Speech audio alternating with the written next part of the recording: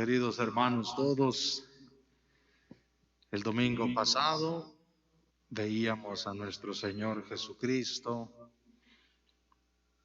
presentarse ante los hombres como el profeta de Dios, aquel que viene a hablarles palabra de Dios, palabra de verdad eterna, asumiendo también con ese compromiso profético el riesgo de ser rechazado. Veíamos cómo sus palabras incomodaron a algunos miembros de la sinagoga que quisieron ir a despeñarlo en la parte alta de la ciudad.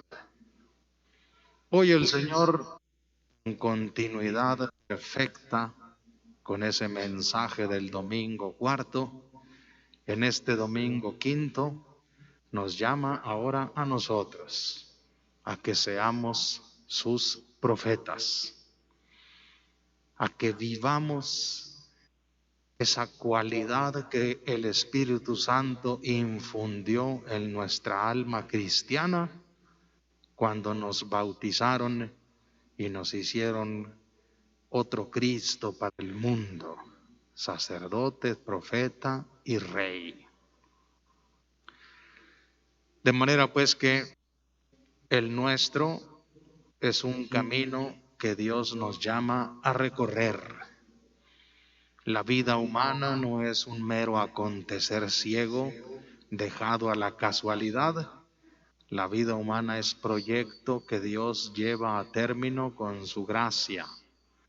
Y cada uno que viene a este mundo trae signado ese camino por parte de Dios. 3 historias vocacionales aparecen en las lecturas del día de hoy. El profeta Isaías, que es llamado por Dios en un momento muy crítico de la historia del pueblo de Israel. En el Evangelio aparece el llamado de Pedro y sus compañeros, Santiago y Juan, que están pescando y les llega allí en el día a día de sus vidas el llamado de Jesús. Y en la segunda lectura vemos a San Pablo narrarnos su propio llamado. En las 3 historias vocacionales que aparecen hoy en las lecturas, aparecen siempre los mismos elementos, signos que indican primeramente la santidad de Dios. En el caso de Isaías, esos querubines que rodean la gloria de Dios se gritan unos a otros: Santo, Santo, Santo es el Señor Dios, Rey del universo. Esa misma santidad de Dios que implica un poder infinito que está de parte del hombre, se mira en esta pesca milagrosa que testimonian Pedro, Santiago, Juan, los primeros discípulos de Jesús, pescadores expertos que habían batallado toda la noche sin conseguir fruto. Y a una orden de lo más sencilla, echen las redes, y al ver aquella gran cantidad de pescados, Pedro inmediatamente percibe que está ante el Creador del mundo, porque solo Dios es capaz de esos milagros. Lo mismo piensa San Pablo en su propia vida vocacional. Yo que era como un aborto, yo que era un perseguidor de la iglesia de Jesús, y su gracia obró en mí milagros, al grado de que soy el más activo de los apóstoles, pero no por mí, sino por la gracia de Dios. Ahí está en los 3 relatos ese primer elemento, la santidad de Dios que transforma la vida humana. En un segundo momento, en ambos, o en los 3 relatos más bien, se ve ese Dios que nos llega en la vida diaria,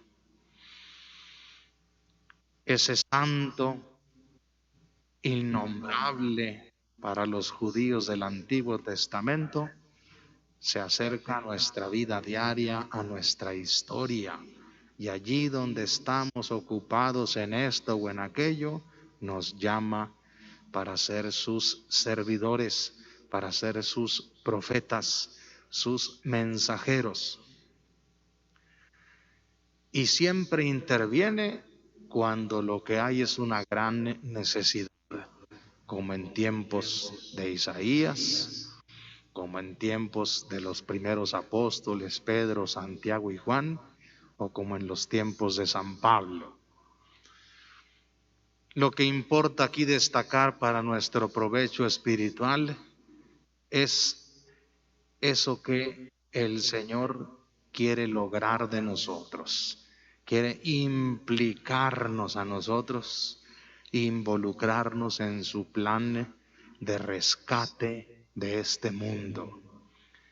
Él, que es Dios eterno, todopoderoso, pudiera hacerlo por sí mismo, a una sola orden, así como hizo esa pesca milagrosa.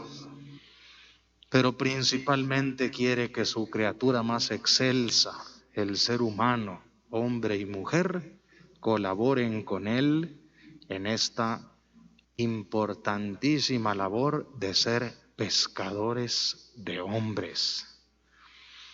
Tanto entonces como hoy, el mundo sigue siendo ese mar sobre el que navega la barca de Pedro, que es la iglesia. En la Biblia el mar simbolizaba la maldad, el peligro, la sede de las fuerzas malignas. En ese mar se hunden y hasta se ahogan tantos seres humanos en nuestra época, con problemas sociales, familiares, personales muy específicos. Y Dios, que pudiera resolverlo todo con su palabra, quiere que nosotros seamos junto con Él pescadores de hombres, rescatadores de personas que se hunden y se ahogan en ese mar de peligro, para subirlos a la barca que Pedro va timoneando. Ese Pedro se llama ahora Francisco. Es la iglesia, la barca que pone a salvo a los que peligran en un mar embravecido. Se trata de subirlos, ponerlos a salvo y transportarlos hasta la orilla segura, que es la vida eterna. La iglesia, pues, como un instrumento universal para la salvación del ser humano. Y ahí surge la vocación de cada uno de nosotros. Todos sentimos, al igual que estas personas que están en las tres vocaciones que escuchamos hoy, esa indignidad, ese no merecer ver a Dios en la vida, ni mucho menos ser elegido por Él, ni mucho menos ser su mensajero, su mensajera, para llevar un cambio, una transformación al mundo. Pero así ha querido Él. No se fija en nuestra miseria, no se fija en nuestros pecados, no se fija en nuestra impureza. Vean cómo todos ellos dicen, como dijo por ejemplo Isaías: ay de mí, que soy un hombre de labios impuros y habito en un pueblo de labios impuros. He visto al Señor, ay de mí.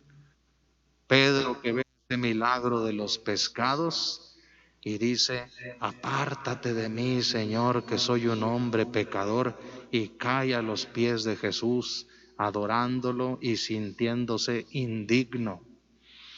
Pablo, diciendo de sí mismo: yo que fui como un aborto, un perseguidor de la iglesia de Cristo. Pues a ellos y a nosotros, allí en nuestra miseria, en nuestro pecado, en nuestra debilidad, en nuestra fragilidad humana, Dios nos dice: no temas, desde hoy serás junto conmigo pescador de hombres. Esa es la labor que la Iglesia Católica en la actualidad reclama de todos sus miembros, de todas las edades, de todos los pueblos, hombres y mujeres, que cada quien asuma su labor de ser profeta de Dios, su labor de ser junto con Jesús pescador de hombres, su labor de ser testimonio de la verdad y del amor, para que otros vengan y se suban a la barca de Pedro y se pongan a salvo. Porque como bien dice la Biblia, Dios quiere que todos los hombres se salven y lleguen al conocimiento de la verdad, esa verdad que salva, que es el Evangelio del que habla Pablo en la segunda lectura, esa verdad que le da sentido a la vida, esa verdad que nos consuela en nuestros dolores, esa verdad que se vuelve promesa alegre y llena de luz de una vida eterna después de nuestra muerte. Es urgente, queridos hermanos, que todos conozcan ese evangelio, esa verdad. Es urgente que todos invoquemos al Espíritu Santo día con día y le digamos como San Francisco de Asís: Señor, hazme instrumento de tu paz. Allí por donde yo vaya, inspírame un gesto, una palabra, un saludo cordial, una invitación a los demás, para que otros se suban también conmigo a la barca de Pedro. Vamos pues con esto en mente a profesar nuestra fe en Dios. Pongámonos de pie.